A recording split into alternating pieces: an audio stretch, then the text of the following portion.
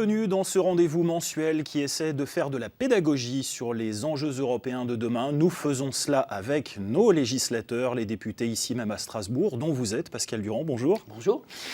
Vous êtes membre du groupe des Verts Alliance Libre Européenne. Nous vous avons invité pour parler de l'avenir européen de la Grèce, si tant est qu'il y en ait un. Ce qui est sûr, c'est que l'arrivée au poste de Premier ministre d'Alexis Tsipras à Athènes a échauffé certains esprits européens, ce qui a inspiré à Vladimir Vazak, qui est notre œil bruxellois, le commentaire suivant.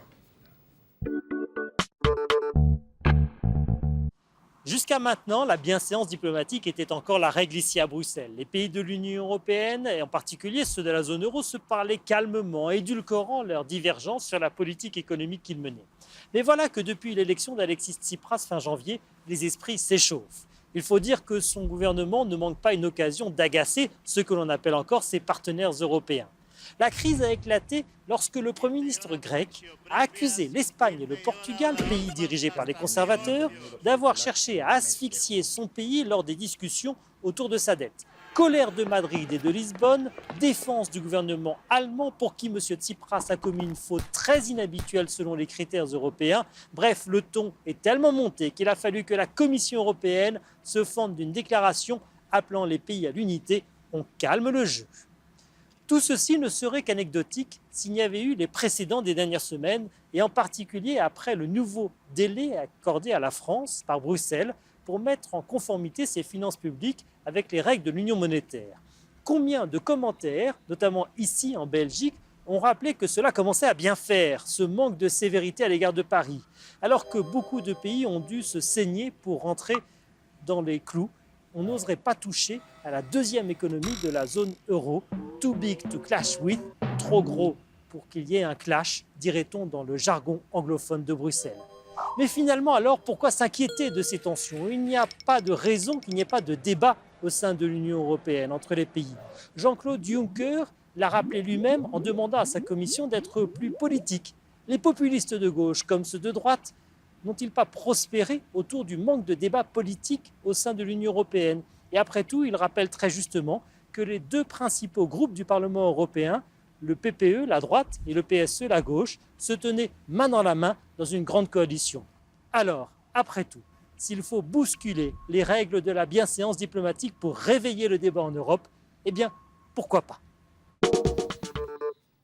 Une réaction, Pascal Durand? Ouais, j'aime bien qu'on essaye de faire bouger les lignes. Donc j'aime bien que certaines personnes qui arrivent disent « mais attendez, vos règles, on ne les a pas choisies, puis on n'est pas obligé de les respecter.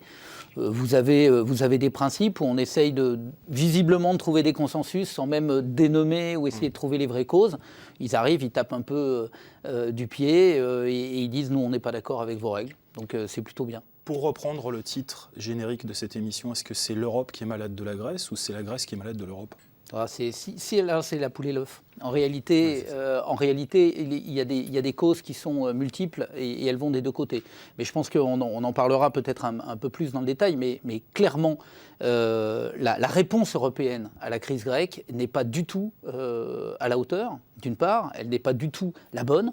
Et quant aux Grecs, ils ne font que payer là, à ce stade, un système complètement stupide d'endettement, parce que cette fausse croissance qu'on est allé chercher à coup d'endettement, que ce soit d'endettement privé ou d'endettement public, c'était aussi et avant tout pour développer la croissance de l'Allemagne, de la France, d'autres pays qui ont prêté et qui ont fait prêter de l'argent à la Grèce, qui s'est endettée pour acheter du matériel militaire, pour acheter Alors, il y avait plus de Mercedes bientôt dans le centre-ville d'Athènes que dans le centre-ville de Berlin. Donc, ces logiques-là ont conduit la Grèce où elle est. Alors, il ne faut pas non plus être naïf. On doit évidemment réformer en Grèce. Il n'y a aucun doute là-dessus. Mais le chemin de l'austérité qui a été mis en œuvre par l'Europe, maintenant globalement depuis 2010, est un mauvais chemin. Fin février, Athènes obtient donc de la zone euro une aide financière pour 4 mois de plus, à condition toutefois de poursuivre son programme de réforme. Alors ce délai donc accordé à Athènes signifie-t-il que la Grèce est sortie d'affaires ? Non, puisque l'État hellène doit rembourser une série de 4 tombées de dettes, on appelle cela ainsi, échelonnées tout au long du mois de mars. La dette grecque, Kesako, élément de réponse signé Yannick Cador.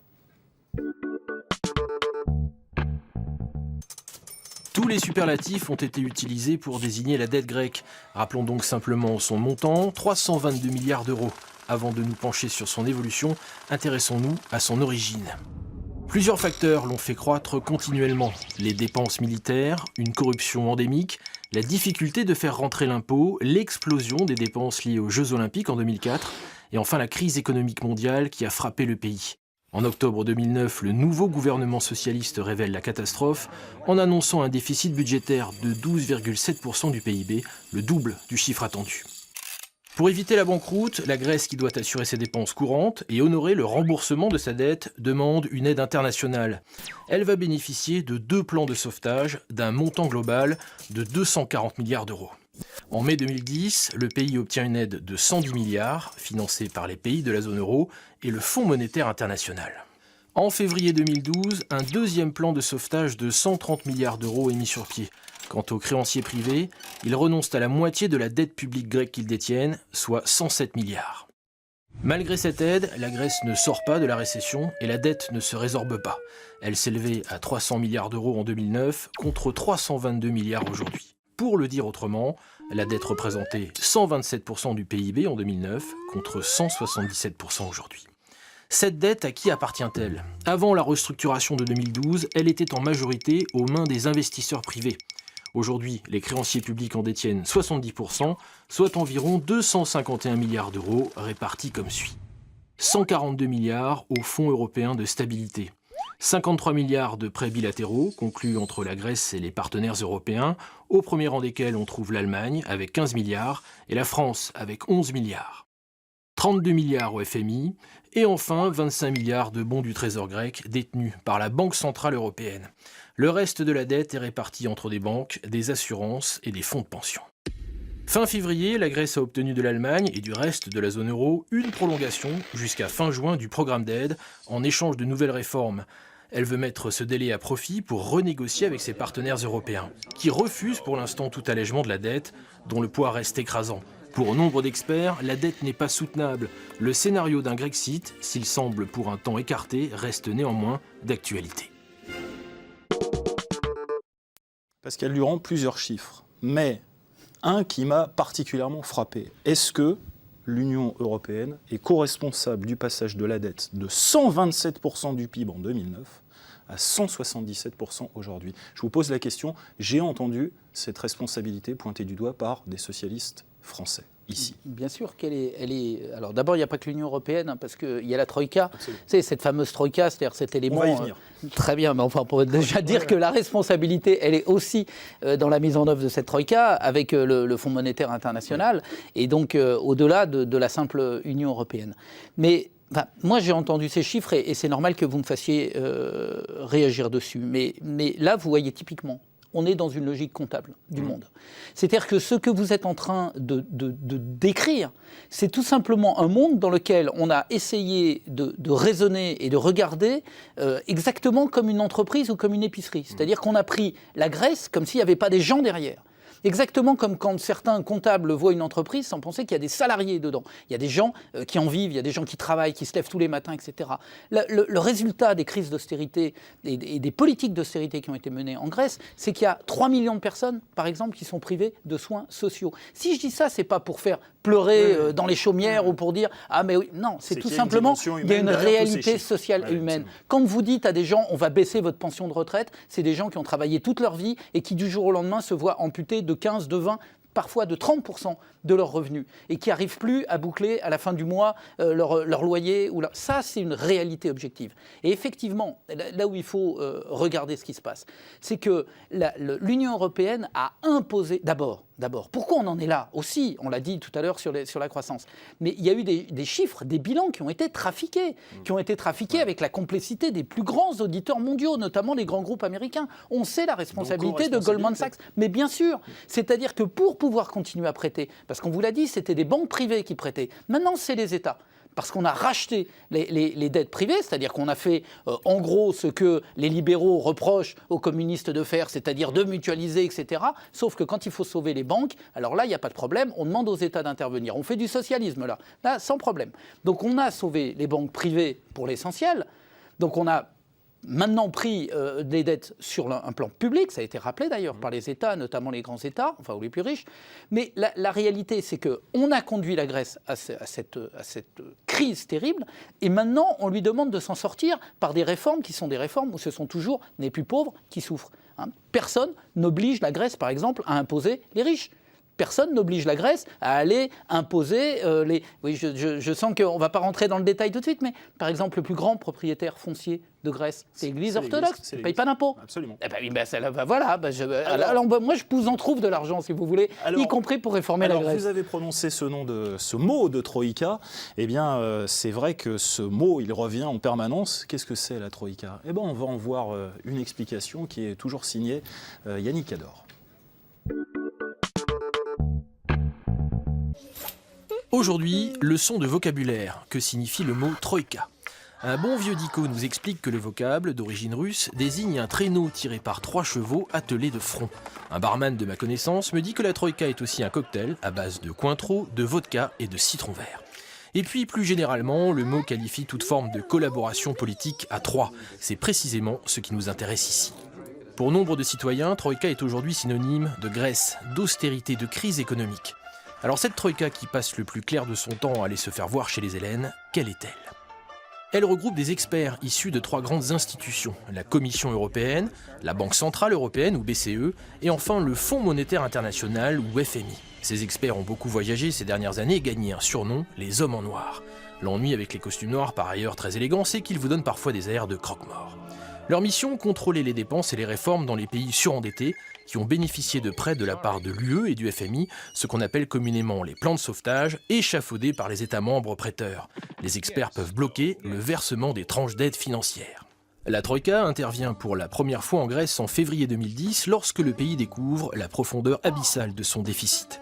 Elle agit la même année en Irlande, puis au Portugal en 2012, et enfin à Chypre en 2013. À chaque fois, le mécanisme est le même. En échange de dizaines ou de centaines de milliards d'euros, la rigueur budgétaire est imposée aux États, avec les conséquences sociales que l'on sait.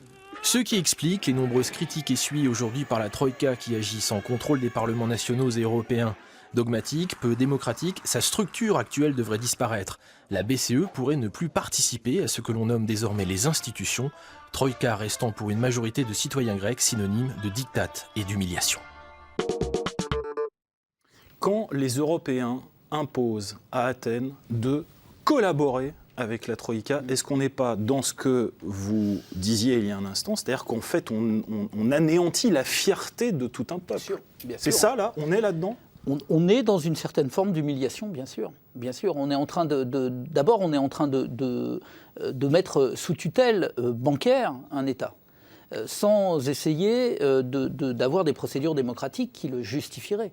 C'est-à-dire que ça soit au niveau de la Grèce, il faut voir aussi comment on a imposé, y compris aux Grecs, des gouvernements qui étaient des gouvernements complices des politiques mises en œuvre, aussi bien en amont que des politiques d'austérité qu'en aval. C'est-à-dire que celles qui devaient être mises en place depuis 2010 l'ont été, avec le soutien d'un certain nombre de gouvernants qui viennent d'être... On a commencé l'émission avec ça, mais avec l'arrivée justement de Syriza et du peuple, d'une manière générale, on va dire des citoyens grecs qui ont dit il y en a marre.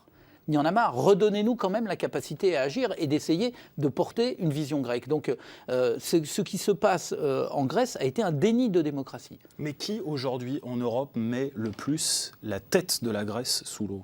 Je pense que c'est l'idéologie de la croissance et l'idéologie libérale. Je pense que c'est un problème d'idéologie. Ceux qui mettent la tête dans l'eau, c'est ceux, je vous l'ai dit tout à l'heure, qui ont des raisonnements de comptables. Non, moi j'ai bien compris que certains essayaient d'identifier des adversaires. C'est tellement facile. C'est tellement facile de trouver le bouc émissaire. Certains ont pointé l'Allemagne. Certains ont pointé l'Allemagne. L'Allemagne est, j'allais dire, un des leaders de ces politiques-là.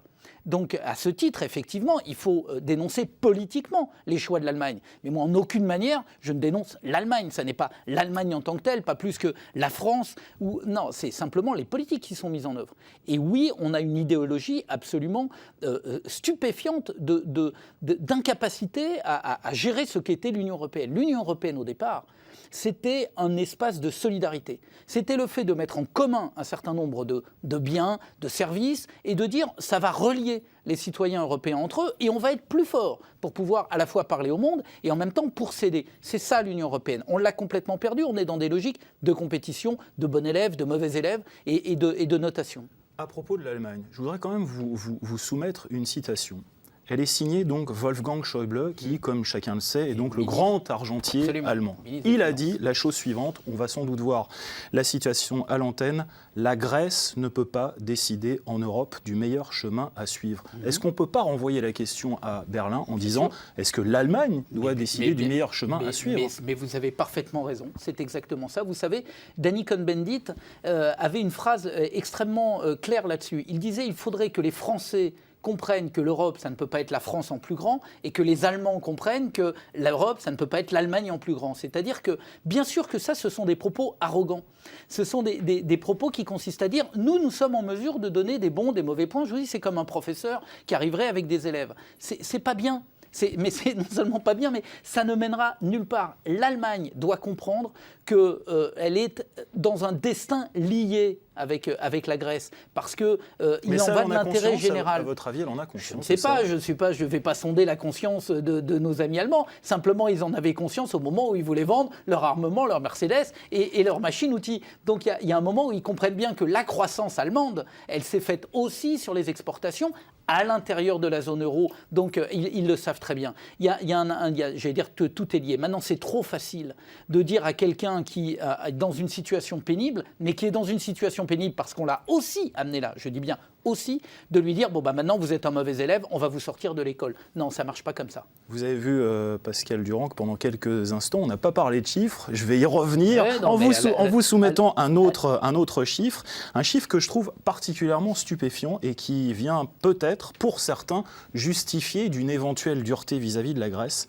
C'est la Banque de Grèce qui prévoit pour cette année, je dis bien pour cette année, une croissance le chiffre s'affiche, 2,9% pour le pays. Elle prévoit un bond des investissements, une reprise des exportations, de l'emploi et de la consommation. Oui. Ça voudrait dire quoi ?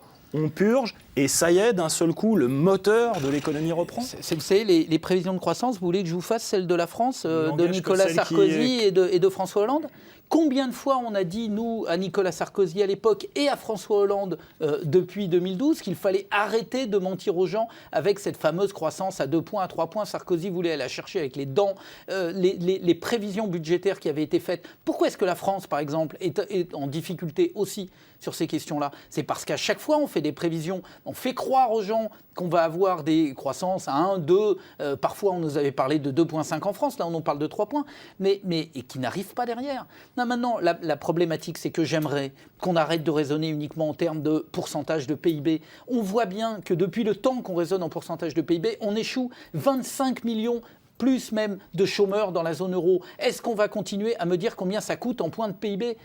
Est-ce qu'à un moment, on va essayer de comprendre qu'on peut arriver à des solutions pour l'emploi à travers des changements économiques, à travers des nouveaux métiers qui ne sont pas directement liés à une augmentation du PIB, mais à une transformation de notre économie ? Nos confrères de Libération du 10 mars rapportent les propos du ministre grec de la réforme administrative, Georgios Katrougalos, qui a dit « Ce qui a changé, c'est que nous, Grecs, nous ne subissons plus ».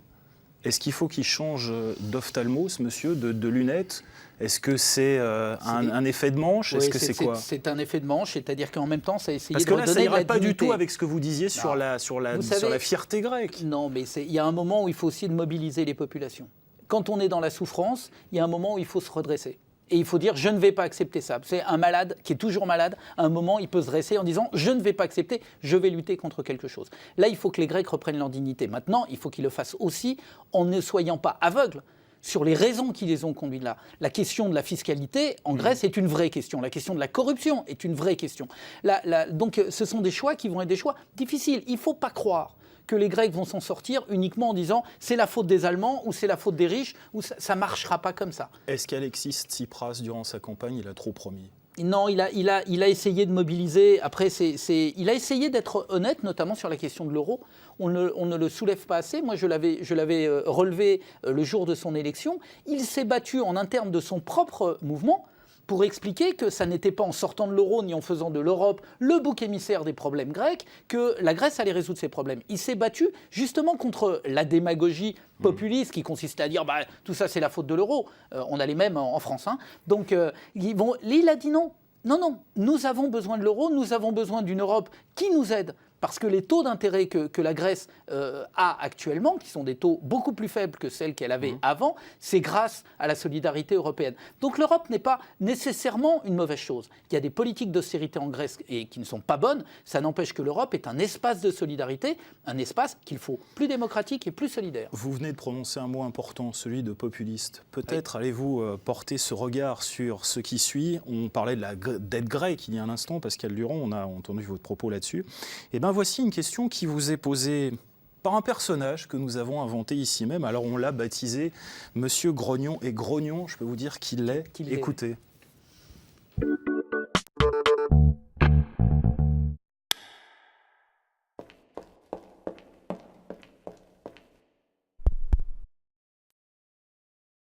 Êtes-vous aussi pour une réduction de la dette grecque? Mais qui va payer au final? Comme d'habitude, c'est moi, le contribuable. Réponse. Alors, déjà, ça, c'est quelque chose qu'on entend beaucoup. Hein. Mais oui, mais on a raison au moins sur un point, c'est-à-dire que le risque maintenant est porté par le contribuable, puisqu'il était avant dans les banques privées et on l'a mutualisé de manière à le faire porter par les États. Moi, ça ne me gêne pas, encore une fois. On l'a vu d'ailleurs, on peut le voir sur d'autres espaces, par exemple pour Florange ou autre, en France, à un moment que l'État intervienne. Les États-Unis ont sauvé General Motors, grand pays libéral, ils ont sauvé General Motors et les milliers d'emplois qu'elle est derrière, ils les ont sauvés avec une intervention de l'État à un moment donné. Donc moi, les interventions de l'État et donc des contribuables ne me gênent pas dès lors qu'ils sont faits dans une logique de solidarité et pour aider. Donc maintenant, on aurait pu demander aux banques privées certainement plus d'efforts, hein, notamment sur les remises de dettes, etc. Mais bon, maintenant on est dans cette situation-là. Non, ça n'est pas nécessairement nous qui allons payer parce que, je l'ai dit tout à l'heure, le fait que la Grèce se redresse est bon pour l'ensemble de la zone euro. Parce que c'est un espace commun. Et je répète, quand il y a dans un espace commun, que ce soit une famille, que ce soit un espace tel qu'il est défini, quand il y a certaines personnes qui sont malades, il faut les aider et il faut faire en sorte que tout le monde se remonte. Quand l'un d'entre nous plonge, on est solidaire. Quand l'autre remonte, ça peut profiter à tout le monde? Mais ça va profiter à tout le monde. D'accord. Ça va nécessairement profiter à tout le monde. Ça va profiter aussi à l'euro. Ça va profiter à la valeur j'allais dire, de la capacité de l'Europe d'abord à résoudre ses propres crises et en même temps à parler au monde extérieur. Je rappelle que l'Europe n'est pas isolée sur la planète. Il y a les États-Unis, il y a la Chine, il y a un certain nombre de pays qui attendent qu'on s'affaiblisse. Donc là, on est en train peut-être de démontrer, si on a des politiques publiques intéressantes, on est en train de démontrer que la zone Europe est une zone forte. Allez, une nouvelle question qui vous est posée cette fois par un enfant. Question, à mon avis, pas si naïve que ça, mais vous allez en juger. Moins grognon, peut-être. Pourquoi avons-nous besoin de l'Union européenne ? La vérité sort toujours de la bouche des enfants, c'est bien connu. Transition habile. On en a besoin tout simplement parce que c'est le bon espace pour résoudre les grandes crises que nous traversons. On sait très bien, par exemple, les crises climatiques, les crises environnementales, la qualité de l'air, de l'eau. Là, je parle du bien-être général, pour sortir aussi un peu de l'économie, parce que ce qu'on mange, ce que l'on respire, l'eau que l'on boit, etc., tout ça, ça ne peut pas se résoudre à l'intérieur des frontières. On voit très bien que la question du climat, qui est une question majeure, le dérèglement climatique, les centaines de millions de personnes qui vont être en situation de précarité, qui vont être obligées de se déplacer, etc., tout ça, on voit bien que l'Europe est le bonne échelle. Évidemment, sur les questions énergétiques, sur les questions de transport, les États ne s'en sortiront pas les uns contre les autres. Il faut arriver à mutualiser et à travailler ensemble. L'Union européenne est une chance exceptionnelle, y compris pour la jeunesse, de pouvoir rencontrer d'autres jeunes, de pouvoir échanger. Il faut aller au-delà des échanges, par exemple d'Erasmus, uniquement pour les étudiants. Il faut le faire pour les apprentis. Il faut faire en sorte que cette union soit un espace privilégié dans le monde, un espace de démocratie, un espace de paix, un espace où la santé est respectée et le social aussi. Et pour autant, Pascal Durand, vous conviendrez, à la lumière de tout ce qu'on a dit depuis le début de cette émission, qu'elle peine, cette Union européenne, à construire une conscience collective. Vous avez parfaitement raison, parce qu'elle perd ses valeurs fondatrices. Je rappelle que Jean Monnet, qui était un des pères fondateurs de l'Europe, avec lequel je n'ai pas nécessairement Ça ne m'avait pas échappé. Voilà, on n'est pas nécessairement d'accord sur tout. Il avait dit une phrase qui est absolument remarquable. Il avait dit « l'Europe se construit pour relier des êtres humains entre eux, pas pour coaliser des États. Relier des êtres humains entre eux. C'est-à-dire la notion de solidarité. Mais vous êtes confiant, l'avenir, pour ces institutions Si je n'étais pas confiant, ça veut dire que j'accepterais qu'on revienne dans un monde qui est un monde de guerre, qui est un monde de conflit, qui est un monde de concurrence, qui est un monde de compétition. Moi, je continuerai à me battre pour essayer de faire en sorte que les normes environnementales, par exemple, les normes sur la santé, les normes sociales, toutes ces questions sur la jeunesse, sur l'emploi, soient des questions prioritaires et qu'on puisse les résoudre. Et pour pouvoir les résoudre, il faut plus d'Europe, pas moins d'Europe. Simplement, et je le répète, il faut une autre Europe. Il ne faut pas être béat, il ne faut pas dire tout ce qui se passe en Europe est merveilleux, ça n'est pas vrai.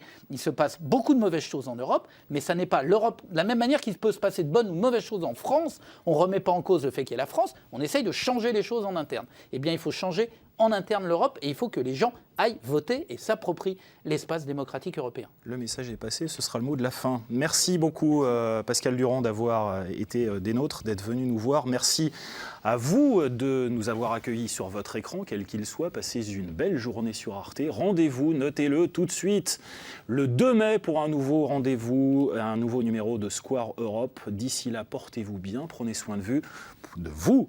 Danke fürs Zuschauen, passen Sie gut auf sich auf. Wir sehen uns am 2. Mai wieder. Bis dahin, tschüss.